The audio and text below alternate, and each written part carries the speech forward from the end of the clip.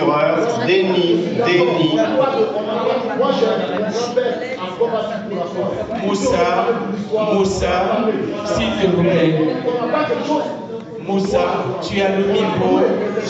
Le respect dans une démocratie, c'est aussi toi. C'est toi qui as la parole.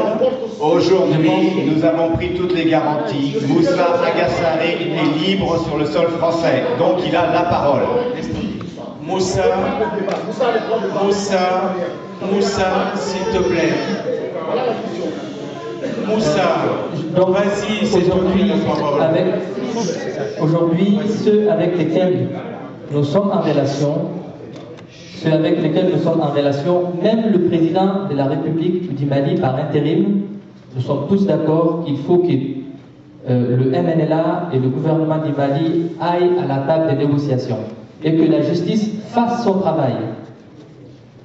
Que la justice fasse son travail, que les jeunes fassent leur travail, que chacun, pour ceux qui le concernent, prenne sa responsabilité. Et pendant que je vous parle, sur le terrain, il y a malheureusement des gens qui combattent au prix de leur sang. Et ils combattent qui aujourd'hui? Ils combattent les vrais terroristes, comme vous dites. Les terroristes qui sont combattus, et on l'a rappelé, malheureusement, pour certains, je suis désolé, mais l'armée française est en train de combattre, et à côté d'elle, il y a le MNLA et il y a les forces tchadiennes dans la région de Kidal en ce moment même. Et il ne faut pas déplacer, à mon avis, le problème, parce que tant qu'il n'y a pas de table de négociation sur laquelle les deux parties, c'est-à-dire les deux parties belligérantes, vont déposer toutes leurs vérités, vont se dire la vérité, vont tout déposer sur la table et en discuter et trouver des solutions. Et moi, je suis convaincu, après avoir participé à la première rencontre entre le MNLA et le gouvernement du Mali le 4 décembre dernier, la délégation malienne était conduite par le ministre des Affaires étrangères. Il m'a laissé parler, je l'ai laissé parler, et entre nous, il y avait le président du Burkina Faso qui est le médiateur de la CEDEAO et qui a été le témoin. Je voudrais aussi ajouter que je pense sincèrement qu'aujourd'hui, nous devrons dépasser les passions et dépasser aussi le nombril, comme on dit, se regarder à soi. Moi, si je n'ai pas pu trouver une solution avec mon frère, avec qui je vais trouver une solution des problèmes? Personne dans le monde.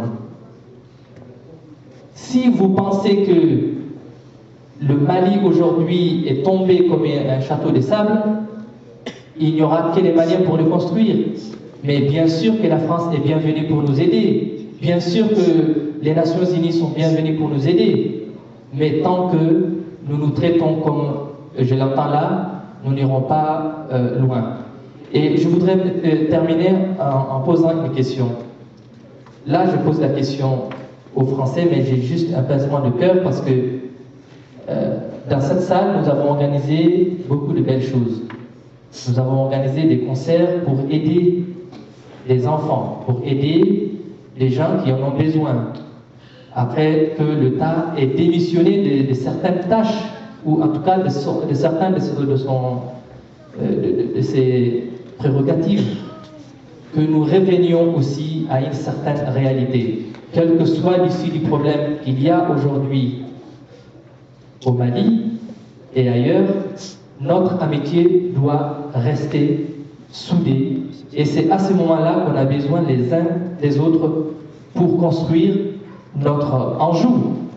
Il ne faut pas qu'on déplace les problèmes en Anjou.